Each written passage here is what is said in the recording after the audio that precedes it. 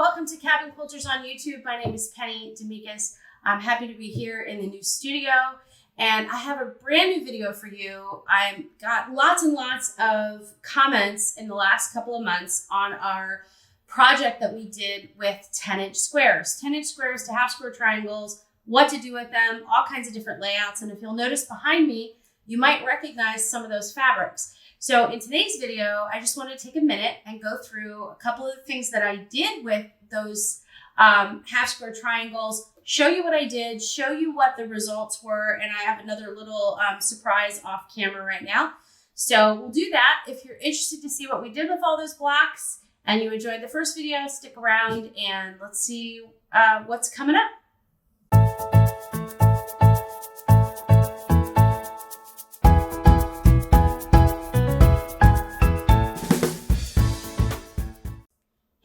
Thanks for sticking around. So before we actually get into the quilt, I just wanted to thank each and every one of you for watching the videos, for subscribing to the channel, for sending us such positive feedback and such great comments.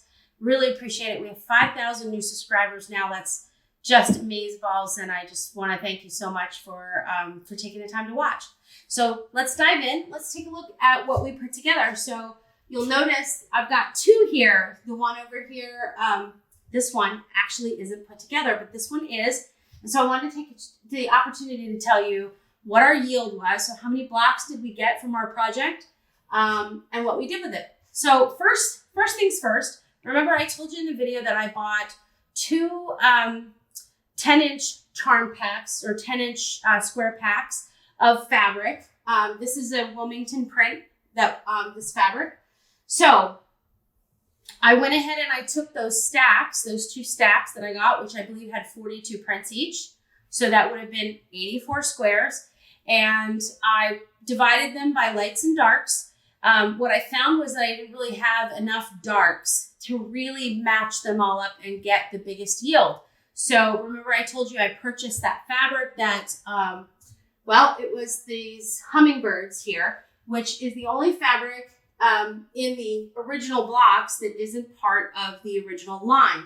So just this little hummingbird fabric, and you'll see it quite often in the quilt because I had to use quite a few blocks in order to get that light and dark. There were a lot more lights than there were darks in our packs. So once I did that and I added that fabric and I used the method that we talked about to sew them together, I actually wound up with 188 of these half square triangles. And they're about 6 inches.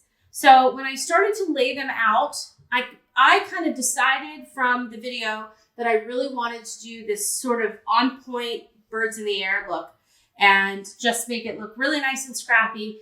And one of the reasons why I liked aside from the look of it, why I like doing the birds in the air is because it set this quilt on point.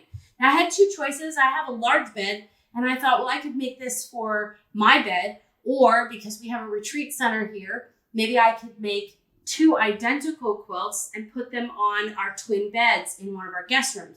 And that's ultimately what I decided to do. So because I chose a block that was on point, it sort of sets your block a little bit. You need less blocks to get the width. So you're able to do more fun things. Plus you have to add in some setting triangles. And I could have done that from my stash and made it all kind of work.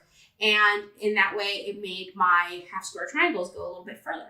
So that's the reason I chose to do that. And what I did is I took, let's see, I've got my math over here, 68 blocks. So it took me 68 blocks to put this one together. This one that you see over here also has 68 blocks.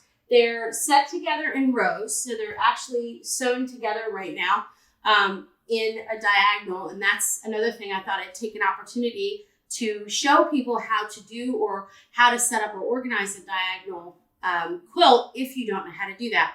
So I set them all up, 68 blocks.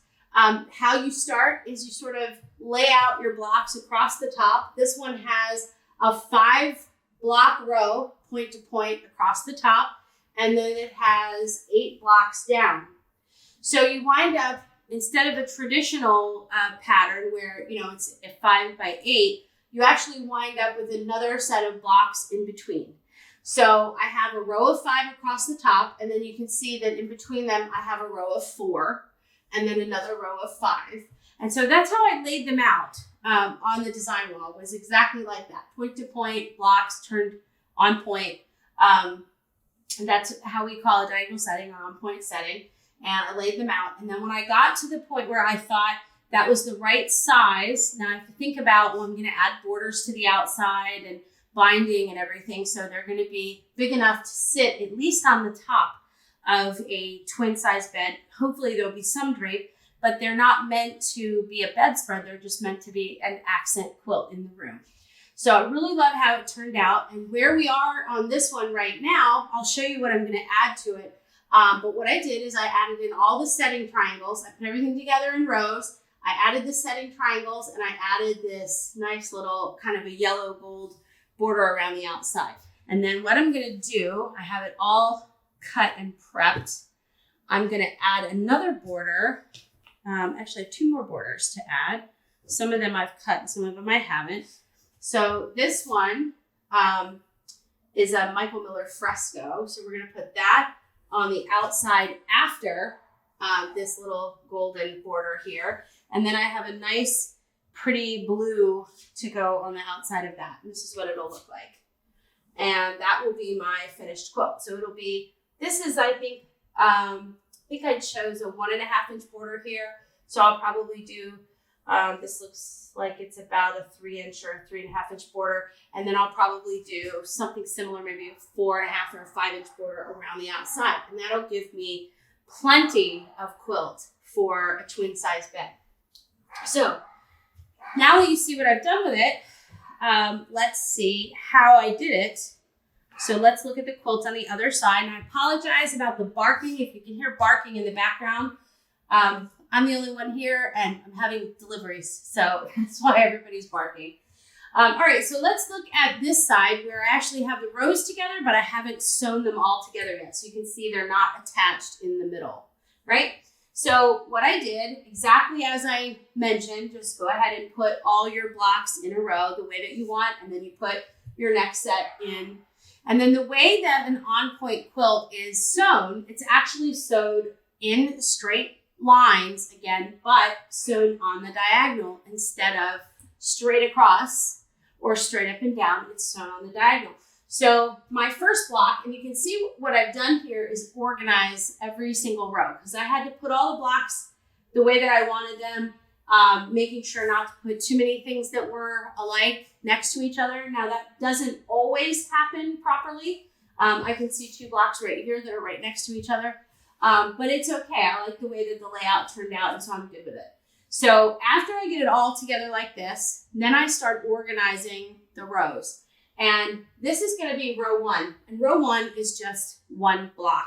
Now, what do we do with row 1? How come it's just 1 block? Well, it sits up here in the corner. It's only 1 square, but it actually gets a couple of things on the outside. We can look at it sort of here. If we look at the corner of the one that's finished, it actually, if this is my row 1, it actually gets a setting triangle on one side of it, a setting triangle on the other side of it, and then it gets a corner square triangle as a little hat on the top.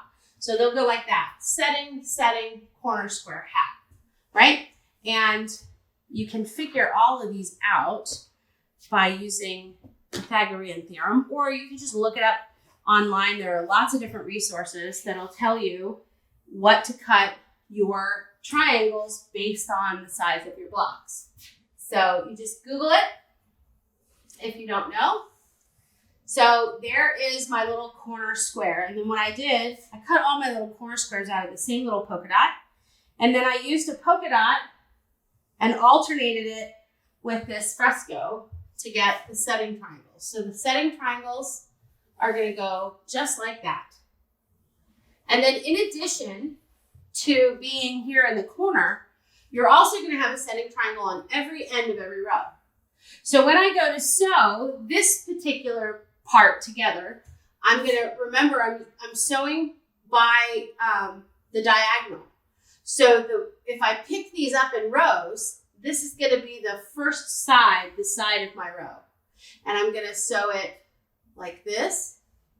I'm going to sew that to that, and then I'm going to come to the end and sew another one there, and then press those nice and flat, and then I'm going to add the little hat on top. And I'm going to measure or align this bottom edge of the triangles here, this bottom edge in a straight line, and I'm going to have a little dog ear at the top, and that's okay. So that is going to be the end of my row 1, and I'm going to sort of leave that one off to the side, and I'm going to concentrate on row 2.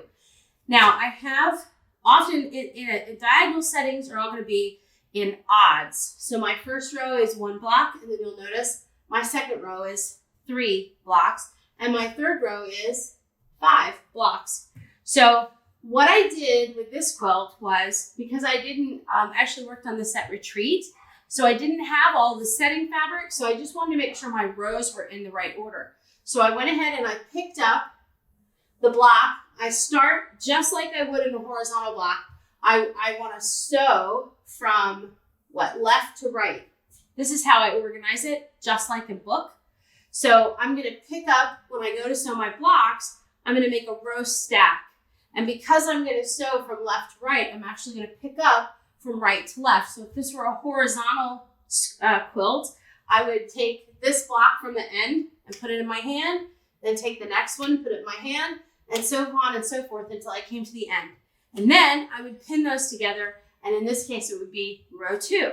So I'm kind of doing the same thing. I'm just doing it tilted with my head. So this is my row 2. So I'm going to start by sewing this block to this block, and then this block next to it. So this is sort of my horizontal line.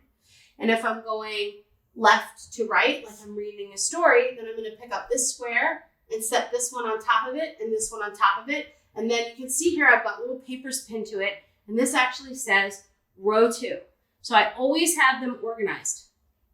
This one says row 1, and it actually tells me exactly what I need to have on the top right behind it. I have another little pin on there.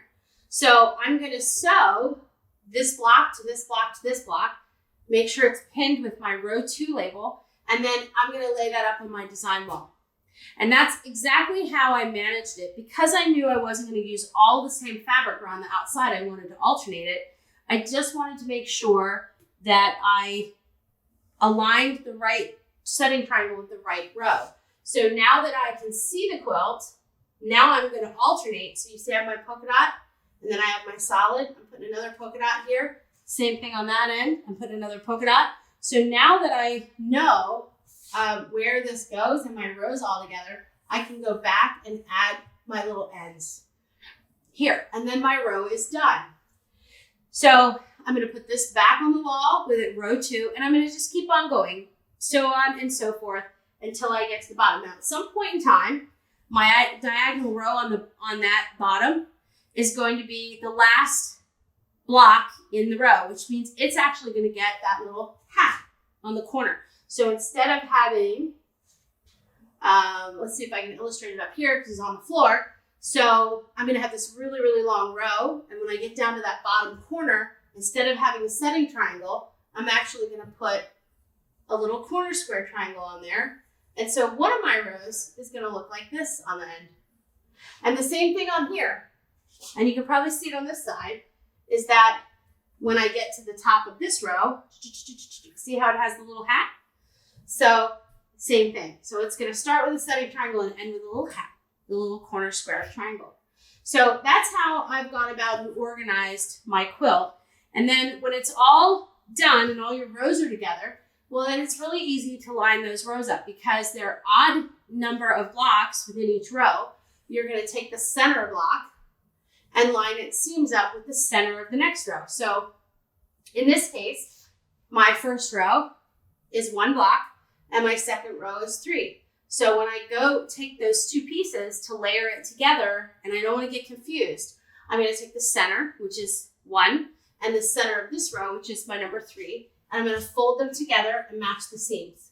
So that's where I'm going to match the 2 seams, and then I can pin all the seams to the other sides together, and that's how I get all my seams to match when I go to sew my rows together. So that's how you go to do it. Now, remember, I know a couple of people had remarked in the comments that this quilt has all kinds of bias edges, and that's true, it did.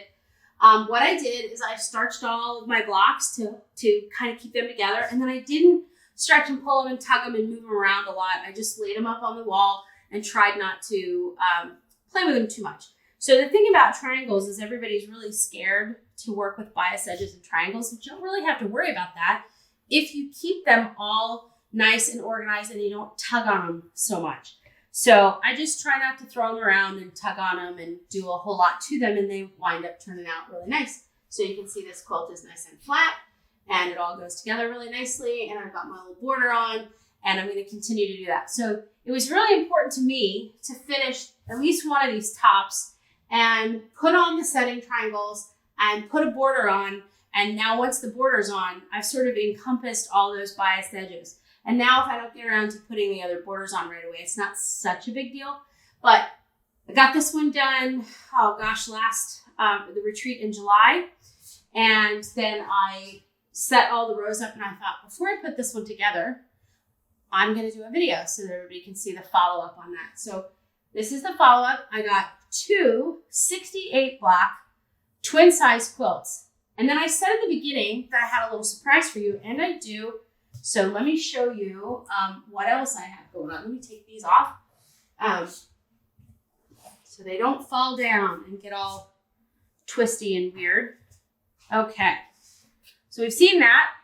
So now let me show you what else I have. It's a big surprise. I said that I had 188 blocks, I think, at the beginning of this video, and I used 68 blocks for each one of these quilts. That means I had blocks left over. I don't know if you do the math, but that means I had about 50 blocks left over. So I went ahead and did a third quilt. Yeah, 3 quilts. This time I did a diamond setting. I took all the leftover blocks that I had, put them with the points dark side together, and made diamonds. So here's the block. You see that? It's 4 blocks together. And then I went ahead and used the same border that I did up here. Let me see if I can put this one up on the wall too. Okay, I put it up on the wall. Put it right in front of the other 2 so you can see it. My little golden square right here. So you see what I got here? So here are my half-square triangle blocks again. And what I did is I put all of the darks in the center with the lights on the outside, and I got diamond blocks. And then to dress it up a little bit, I put a sashing, the same gold that I have on the other quilt, I put as a sashing in between the blocks. So I wasn't sure, gonna be super honest about this, when I was at retreat, I knew I had these leftovers, and we matched them up. My mom helped me sew this one because she wanted something different to do. And so what we did is we put 2 alike and 2 alike together. Well, we got down to the nitty gritty and we didn't have 2 alike, so we put that one in the center. Then I got home and I started to put the other one that I hadn't put together up on the wall. And I don't know if it was late at night when I was sewing it or whatever, but I wound up with an extra, like a huge extra row of blocks. I don't know why, but I sewed them all together. So I actually wound up with enough blocks to make at least 3 more of these, probably closer to 4. And I can take my, what currently is a 3 block by 3 block or a 9 block quilt, and I can actually stretch it and make it a little bit more oblong. And I think I'm going to do that because why not? Even though this one has sashing on it already, I think it would be totally fine to add another set of blocks to it and, you know, make it look even better. So, but I sewed this one really late at night just to have a 3rd quilt out of it, just to surprise everybody. And I have a whole row that I'm going to take apart and sew back together and make another row on this guy. So you can see with 2 sets of those 10-inch packs, those, what did I say? 84 squares, 10-inch squares, 84 10-inch squares, plus a little bit of yardage from the hummingbirds. I got 3 quilt tops out of it. So that's what you can do if you want to mix up all of these scrappy blocks. And to be frankly honest, I think I have 2. I have 2 10-inch squares left as well. So 2 light 10-inch squares. So I wound up with just that many. So probably if I wanted to, I could take these and a couple of 10-inch squares of my leftover hummingbird fabric, and I could probably put together another whole row and probably make this a 4x4. So I don't know, it was fun. I don't know what you guys think, but I think it turned out pretty great. I'm pretty pleased with, it certainly gave me a lot of bang for my buck. And it turned out I'm going to have 2 beautiful quilts to put on our guest beds here at the Lincoln Leisure Retreat. So I'm really pleased about that. So listen, I hope you liked the video. If you hadn't seen the original video, don't worry. I'm going to put a link in the description box down there, or you can watch it by clicking on the link here. And I hope you'll come back and join me again. We've got a lot of new videos in the can, including a couple from some very cute little manufacturers of fabric. We're going to do another tutorial, and so stick around. We'll have some fun stuff to do. So thanks so much. If you hadn't had an opportunity, click that subscribe button. Also, hit the notification bell, and that'll let you know when all of our new videos post. Until next time, I hope you'll go grab some 10-inch squares and have a happy day quilting.